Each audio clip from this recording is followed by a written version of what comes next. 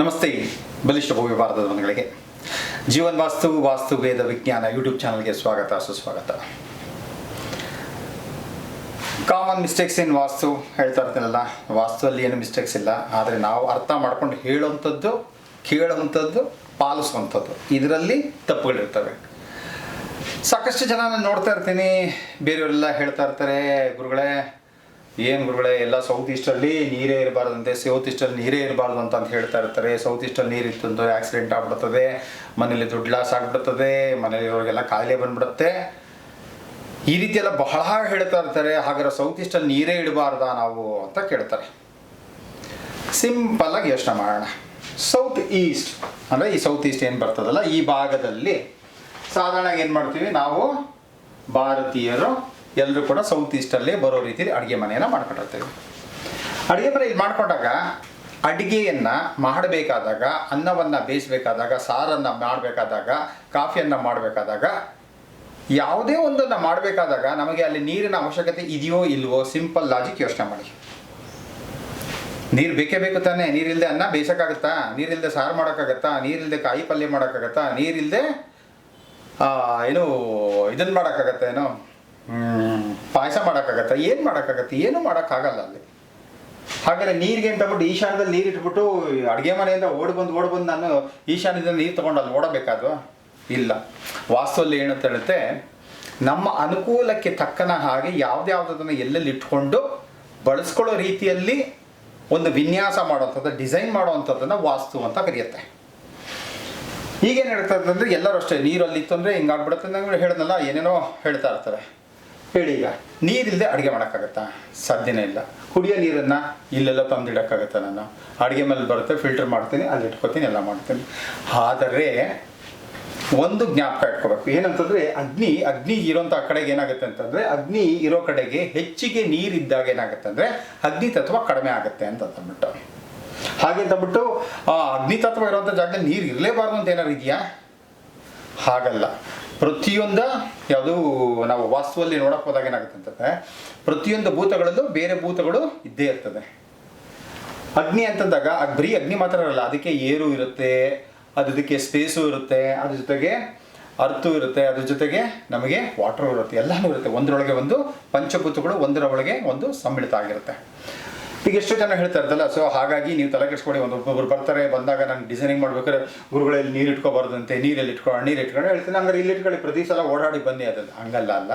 So ಒಂದು ಸಲ ಒಂದು ಪಾತ್ರೆಗೆಲ್ಲ, ಒಂದು ಮಡಕೆಯೆಲ್ಲ ನಾವೆಲ್ಲ ಇವಾಗೆಲ್ಲ ಪಾತ್ರೆಗಳು ಮಾಡಿದೆಲ್ಲ ನೀಟಾಗಿ ಪಾತ್ರೆ ಬಂದಿರುತ್ತೆ, ಮಾಡ್ಕೊಂಡಿರ್ತೀವಿ. ಈಗ ಕುಡಿಯೋ ನೀರಿಗೆ ಅಂತಾರೆ ಆಕ್ವಾಗಾರ್ಡ್ ಹಾಕೊಳ್ತೀವಿ, ಬಂದಿರ್ತದೆ. ಕುಡಿಯೋ ನೀರನ್ನು ಶೇಖರಣೆ ಮಾಡಬೇಕು ಒಂದು ಕಡೆ ಇರ್ತದೆ, ಅಡುಗೆ ಮಾಡೋದಕ್ಕೆ ಶೇಖರಣೆ ಮಾಡೋ ಒಂದು ಕಡೆಗೆ ಇರ್ತದೆ. ಪಾತ್ರೆ ತೊಳಿಕೆ ಟ್ಯಾಪ್ ತಿರುಗಿಸಿದಾಗ ನಲ್ಲಿ ಬರುತ್ತೆ, ನಲ್ಲಿಲಿ ನೀರು ಬರ್ತದೆ, ಅದರಿಂದ ಪಾತ್ರೆ ತೊಳ್ಕೊಳ್ತೀವಿ, ಮಾಡ್ತೀವಿ, ಅಕ್ಕಿ ತೊಳಿತೀವಿ, ತರಕಾರಿ ತೊಳಿತೀವಿ, ಎಲ್ಲ ಮಾಡ್ತೀವಿ. ಅಲ್ಲಿ ಇರುವಂಥ ಒಂದು ವಿಚಾರವನ್ನು ಏನು ಗಮನಿಸಬೇಕು ಅಂತಂದಾಗ, ಕಾಯಿಲೆಗಳು ಖಂಡಿತವಾಗಿ ಯಾಕೆ ಬರುತ್ತೆ ಅಂತಂದರೆ, ಎಲ್ಲಿ ನೀರು ಸ್ಟ್ಯಾಗ್ನೆಂಟಾಗಿ ನಿಂತು ಬಿಡುತ್ತಲ್ಲ, ಎಲ್ಲಿ ನಿಂತ ನೀರು ಅಲ್ಲೇ ಇರ್ತದೋ ಅಲ್ಲಿ ಏನಾಗುತ್ತೆ ಅಂತಾರೆ ನಮಗೆ ಹುಳ ಹುಟ್ಟೆಗಳು, ಕ್ರಿಮಿಕೀಟಗಳು, ಬ್ಯಾಕ್ಟೀರಿಯಾಗಳು ಬರೋಕ್ಕೆ ಶುರು ಆಗ್ಬಿಡುತ್ತದೆ. ಬಂದಾಗ ಏನಾಗ್ಬಿಡುತ್ತೆ, ಅದು ನಮಗೆ ಈ ಭಾಗದಲ್ಲಿ ಹೆಂಗಸರೇ ಸಾಧಾರಣವಾಗಿರ್ತಾರಲ್ಲ ಅಡುಗೆ ಮನೆಯಲ್ಲಿ ಇದ್ದವ್ರಿಗೆ ಏನಾಗುತ್ತೆ ಅಂದರೆ, ಅಲ್ಲಿಂದ ಬರುವಂತಹ ಬ್ಯಾಕ್ಟೀರಿಯಾಸು ಅವರ ಉಸಿರಾಟದ ಮೂಲಕ ಅವರಿಗೆ ದೇಹಕ್ಕೆ ಕೊಟ್ಟಾಗ್ಬಿಡುತ್ತೆ. ಇಲ್ಲ ಅಂತೇಳಿ ಅಲ್ಲಿಂದ ಹುಳ ಹುಟ್ಟೆಗಳೇನು ಮಾಡುತ್ತೆ, ಅವ್ರ ಮೈ ಮೇಲೆ ಹಿಡಿಯುತ್ತೆ. ಅಥವಾ ಅವೇನಾದ್ರು ನೀವು ಅಡುಗೆ ಮಾಡಿಟ್ಟು ಗೊತ್ತಿಲ್ಲದೆ ತೆಗೆದಿಟ್ಟಿದ್ರೆ, ಸಾರಲ್ಲ ಗಿರಲ್ಲ ಬಿದ್ದುಬಿಟ್ರೆ, ಅನ್ನದಲ್ಲಿ ಬಿದ್ದರೆ ಗೊತ್ತಾಗ್ಬಿಡ್ತದೆ, ಸಾರಲ್ಲಿ ಬಿದ್ದರೆ ಗೊತ್ತಾಗಲ್ವಲ್ಲ ಹುಳ ಹುಟ್ಟೆಗಳು. ಸೊ ಹಾಗಾಗಿ ಈ ಥರದ್ದೆಲ್ಲ ಆಗಬಹುದು. ಇದೆಲ್ಲ ಏನಾಗುತ್ತೆ ಅಂದರೆ it's a question of hygienic, ಶುದ್ಧತೆಯ ಸಂಕೇತಗಳು.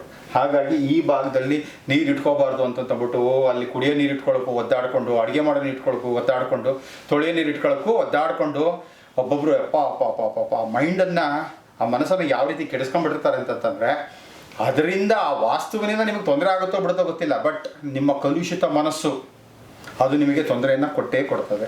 ಸೊ ಒಂದು ಕ್ಲಾರಿಟಿ ಇರಲಿ, ಅಡುಗೆ ಮಾಡೋಕ್ಕೆ ಎಷ್ಟು ಬೇಕಾಗುತ್ತೋ ಅಷ್ಟು ಬೇಕು, ಕುಡಿಯೋ ನೀರು ಬೇಕು. ಅಲ್ಲಿ ನೀರು ತಿರುಗಿಸಿದಾಗ ಟ್ಯಾಪಲ್ಲಿ ನೀರು ಬರುತ್ತೆ, ಪಾತ್ರೆ ಗೀತೆಲ್ಲ ತೊಳಿಬೇಕು, ಮಾಡಬೇಕು. ತೊಳೆದಾದ್ಮೇಲಿಂದ ಆ ಸಿಂಕಲ್ಲಿ ಏನಿರುತ್ತಲ್ಲ, ಸಿಂಕಲ್ಲಿ ಯಾವುದೇ ಕಾರಣಕ್ಕೂ ನೀರು ಉಳಿದಂಗೆ ನೋಡ್ಕೊಳ್ಳಿ, ಶುಷ್ಕ ಮಾಡ್ಕೊಳ್ಳಿ. ಅಂದರೆ ಡ್ರೈನೆಸ್ ಇರಬೇಕು. ಎಷ್ಟು ಡ್ರೈನೆಸ್ ಇರುತ್ತೋ ಅಲ್ಲಿಗೆ ಬ್ಯಾಕ್ಟೀರಿಯಾಸ್ ಬರಲ್ಲ, ಎಲ್ಲಿ ಒದ್ದೆ ಇರುತ್ತೋ ಅಲ್ಲಿ ಬ್ಯಾಕ್ಟೀರಿಯಾಗಳು ಬಂದ್ಬಿಡ್ತದೆ. ಸೊ ಇದು ವಾಸ್ತುವಲ್ಲಿ ಎಲ್ಲರೂ ಅಂದುಕೊಂಡಿರೋ ಒಂದು ಮಿತ್ತು ಅಥವಾ ಒಂದು ತಪ್ಪು ಅಂತ ಹೇಳ್ಬೋದು. ಓಕೆ, ಒಬ್ಬರು ಪ್ರಶ್ನೆ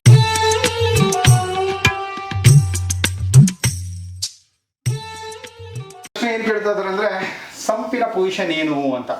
ಸಾಕಷ್ಟು ಸಲ ನಾನು ತಿಳಿಸಿದ್ದೀನಿ, ಆದರೆ ಇನ್ನೊಂದ್ಸಲ ತಿಳಿಸ್ಬಿಡ್ತೀನಿ. ನೋಡಿ, ಇವಾಗ ಇದು ಬ್ರಹ್ಮಸ್ಥಾನ ಅಂತ ಅಂದ್ಕೊಂಡಾಗ ಏನಾಗುತ್ತೆ ಅಂದರೆ ನಾರ್ತ್ ಈಸ್ಟ್ ಇದು ಬಂತು.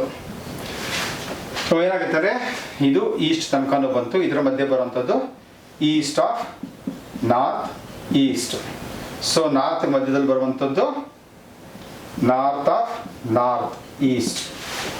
ಸೊ ಸಂಪಿನ ಸ್ಥಾನ ಇಲ್ಲಿ ಬರಬಹುದು. ಎಲ್ಲಿ? ನಾರ್ತ್ ಆಫ್ ನಾರ್ತ್ ಈಸ್ಟಲ್ಲೂ ಬರ್ಬೋದು, ಈವನ್ ನಾರ್ತಲ್ಲೂ ಬರಬಹುದು. ಹಾಗೆ ಈ ಕಡೆ ಅಂತ ಬಂದಾಗ ಈಸ್ಟ್ ಆಫ್ ನಾರ್ತ್ ಈಸ್ಟಲ್ಲಿ ಸಂಪು ಬರಬಹುದು, ಹಾಗೆ ಈಸ್ಟಲ್ಲೂ ಕೂಡ ಸಂಪು ಬರಬಹುದು.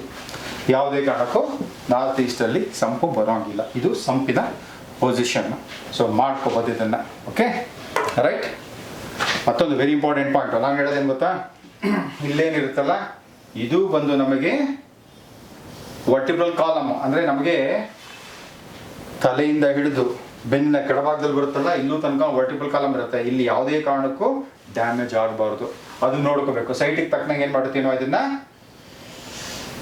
ಈ ಜಾಗವನ್ನು ಬಿಟ್ಬಿಡುತ್ತೇನೋ ಅದನ್ನ ಸಡಿಪಾಡಿಗೆ ಅಂತಂದರೆ ಒಂದು 6 ಅಡಿ ಬಿಟ್ಬಿಡುತ್ತೇನೆ. ಓಕೆ, 6 ಅಡಿ ಬಿಟ್ಟು ಈ ಭಾಗದಲ್ಲಿ ಯಾವುದೇ ಕಾರಣಕ್ಕೂ ಹಳ್ಳ ತೋರ್ಸಕ್ಕೆ ಬಿಡೋದಿಲ್ಲ ನಾನು. ಯಾಕಂದರೆ ನಮ್ಮ ವರ್ಟಿಬಲ್ ಕಾಲಮ್ ಏನಿರುತ್ತಲ್ಲ ಅಲ್ಲಿ ಏನಾದ್ರು ಒಂಚೂರು ಡ್ಯಾಮೇಜ್ ಆಯಿತು ಅಂತಂದರೆ ಅದಕ್ಕೆ ಸಂಬಂಧಪಟ್ಟಂಥ ಅವಯವಗಳು ನಿಶ್ಚೇತನ ಆಗ್ಬಿಡ್ತವೆ.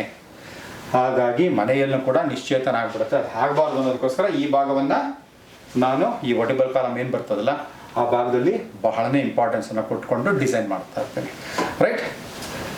ಮತ್ತೊಬ್ಬರು ಕೇಳ್ತಾ ಇದ್ದಾರೆ ಈಶಾನ್ಯದಲ್ಲಿ ಇಡಬಹುದಾದಂಥ ವಸ್ತುಗಳೇನೇನು ಅಂತ ಹೇಳ್ತಾ ಇರ್ತಾರೆ. ನಾನು ಹೇಳಿದೆಲ್ಲ, ಮೊಟ್ಟ ಮೊದಲಾಗಿ ಈಶಾನ್ಯದಲ್ಲಿ ಏನೂ ಇಡದಿರುವಂಥದ್ದು ಉತ್ತಮ. ಖಾಲಿ ಬಿಡುವಂಥದ್ದು ಬಹಳ ಬಹಳ ಬಹಳ ಉತ್ತಮ. ಓಕೆ, ಖಾಲಿ ಬಿಟ್ಟು ಈ ಜಾಗದಲ್ಲಿ ಈಶಾನ್ಯ ಭಾಗದಲ್ಲಿ ಖಾಲಿ ಬಿಟ್ಟರೆ ಸದಾ ಉತ್ತಮ ಇರುತ್ತದೆ. ಆದರೆ ಈ ಭಾಗದಲ್ಲಿ ಏನು ಇಡಬಹುದು ಅಂತ ಅಂದ್ಕೊಂಡಾಗ ನಾವು ದೈವಿಕ ಭಾವನೆಯಿಂದ ಏನು ಅನ್ಕೊಳ್ತೀವಿ ಅಂತಂದರೆ ಇಲ್ಲಿಗೆ ಸಾಧಾರಣವಾಗಿ ಪೂಜಾ ರೂಮನ್ನು ಮಾಡ್ಕೋಬೋದು ಅಂತ ಹೇಳ್ತಾರೆ. ಅದು ಮುಂದಿನ ಎಪಿಸೋಡಲ್ಲಿ ತಿಳಿಸ್ತೇನೆ ನಾನು, ಹೆಂಗೆ ಪೂಜಾ ರೂಮ್ ಇರಬೇಕು, ಏನಿರಬೇಕು ಅಂತ ಅನ್ನೋದು. ಈಶಾನ್ಯದಲ್ಲಿ ಕೆಲವರು ಇಡಬಾರ್ದು ಅಂತಾರೆ, ನಾನು ಯಾವ ರೀತಿಯಲ್ಲಿ ಇಡಬಹುದು ಅಂತ ಅನ್ನೋದು ಹೇಳ್ತಾ ಇದ್ದೀನಿ. ಈ ಭಾಗದಲ್ಲಿ ಬಂದಾಗ ಏನಾಗುತ್ತೆ ಅಂತಂದರೆ ನೀವು ತುಳಸಿ ಕಟ್ಟೆಯನ್ನು ಖಂಡಿತವಾಗ್ಲೂ ಇಟ್ಕೋಬಹುದು, ಆಯ್ತಲ್ಲ. ಅದಾದಮೇಲೆ ಸಣ್ಣ ಪುಟ್ಟ ಗಿಡಗಳಿಡ್ಬೋದು, ಯಾವುದೇ ರೀತಿಯಲ್ಲಿ ಮುಳ್ಳುಗಳಿಲ್ದಿರುವಂಥ ಗಿಡಗಳನ್ನು ಇಡಬಹುದು. ಈಶಾನ್ಯ ಭಾಗದಲ್ಲಿ ನಿಮಗೆ ಅನುಕೂಲ ಇದೆ ಅಂತಂದರೆ ಪೂಜಾ ಸಾಮಗ್ರಿಗಳ ಆ ಭಾಗದಲ್ಲಿ ಇಡಬಹುದು. ಹಾಗೆ ಪುಸ್ತಕಗಳನ್ನು, ಜ್ಞಾನ ಪಡೆಯುವಂಥ ಪುಸ್ತಕಗಳನ್ನು ಆ ಭಾಗದಲ್ಲಿ ಇಡಬಹುದು. ಹಾಗೆ ನೀವು ಧ್ಯಾನ ಮಾಡೋಕ್ಕೆ ಅಂತ ಹೋದಾಗ ಕೆಲವರು ಧ್ಯಾನ ಮಾಡೋಕೆ ಜಪಮಾಲೆಯನ್ನು ಇಟ್ಕೊಂಡಿರ್ತಾರೆ, ಆ ಜಪಮಾಲೆಯನ್ನು ಆ ಭಾಗದಲ್ಲಿ ಇಡಬಹುದು. ಅದಾದ ನಂತರ ಈ ಭಾಗದ ಈಶಾನ್ಯದಲ್ಲಿ ಒಂದು ಪಾತ್ರೆ, ಗಂಗ್ವಾಳ ಅಂತ ಕರೀತಲ್ಲ, ಆ ಪಾತ್ರೆಯಲ್ಲಿ ನೀರನ್ನು ಇಟ್ಟು, ಪರಿಶುದ್ಧವಾದ ನೀರನ್ನಿಟ್ಟು ಅದರ ಮೇಲೆ ಹೂವಿನ ಪಕಳೆಗಳು ಅಂದರೆ ಅದರ ಹೂವಿನ ಎಳೆಗಳಿಂದ ಏನು ಬರ್ತದಲ್ಲ, ಸೊ ಪೆಟಲ್ಸನ್ನೆಲ್ಲ ಅದರ ಮೂಲಕ ಅಲ್ಲಿ ಹಾಕೋದ್ರಿಂದ, ಅದಕ್ಕೆ ಸುಗಂಧ ದ್ರವ್ಯವನ್ನು ಹಾಕೋದ್ರಿಂದ, ಅಂದರೆ ಎಸೆನ್ಷಿಯಲ್ ಆಯಿಲ್ಸ್ ಅಂತ ಬರುತ್ತೆ, ಅದೆಲ್ಲನೂ ಅಲ್ಲಿ ಹಾಕೋದ್ರಿಂದ ಏನಾಗುತ್ತೆ ಅಂದರೆ ಮನೆಗೆ ಬರುವಂಥ ನಾರ್ತ್ ಈಸ್ಟಿಂದ ಬರುವಂಥ ಎನರ್ಜಿ ಏನು ಮಾಡುತ್ತೆ, ಇದರ ಜೊತೆಗೆ ಕಾಂಬಿನೇಷನ್ ಆಗಿ ಇದ್ರ ಜೊತೆಗೆ ಏನು ಮಾಡುತ್ತೆ, that carries more positive energy into your house. ಮನೆ ಒಳಗಡೆಗೆ ಉತ್ತಮವಾದ ಪಾಸಿಟಿವ್ ಎನರ್ಜಿಯನ್ನು ನಮಗೆ ಈಶಾನ್ಯದ ಮೂಲಕ ತರ್ತಾ ಇರುತ್ತೆ. ಯಾಕಂದರೆ ಈಶಾನ್ಯ ಯಾಕೆ ದೇವಮೂಲೆ ಅಂತಂತನ್ನೋದಾದರೆ ಇಲ್ಲಿಗೆ ಮ್ಯಾಗ್ನೆಟಿಕ್ ವೇವ್ಸು, ಈ ಕಡೆಯಿಂದ ಎಲೆಕ್ಟ್ರಿಕ್ ವೇವ್ಸು, ಎಲೆಕ್ಟ್ರೋಮ್ಯಾಗ್ನೆಟಿಕ್ ವೇವ್ಸು ನಮಗೆ ನಾರ್ತ್ ಈಸ್ಟ್ ಭಾಗದಿಂದ ಮನೆಯೊಳಗೆ ಬರ್ತಾ ಇರುತ್ತೆ. ಹಾಗಾಗಿ ಅದಕ್ಕೆ ಬಹು ಪ್ರಮುಖವಾದಂತಹ ಒಂದು ಮಹತ್ವವನ್ನು ಕೊಡ್ತಾ ಇರ್ತೀವಿ. ಸೊ ನಮಗೆ ಹೆಂಗೆ ಎನರ್ಜಿ ಸಹಸ್ರಾರ ಚಕ್ರದಿಂದ ನಮಗೆ ಬರ್ತಾ ಇರುತ್ತೋ ಹಾಗೆ ಮನೆಗೆ ಇದು ಸಹಸ್ರಾರ ಚಕ್ರ ಇದ್ದಂಗೆ ಈ ಭಾಗದಿಂದ ಮನೆಗೆ ಎನರ್ಜಿ ಬರ್ತಾ ಇರುತ್ತೆ. ಸೊ ಇಷ್ಟನ್ನು ತಿಳ್ಕೊಳ್ಳಿ. ನಾನೆಲ್ಲನೂ ಕೂಡ ಸೈಂಟಿಫಿಕ್ ಆಗಿ ತಿಳಿಸ್ತಾ ಇರ್ತೀನಿ. ದಯವಿಟ್ಟು ಕೇಳ್ಕೊಳ್ಳೋದೆಂದು ಲೈಕ್ಗಳ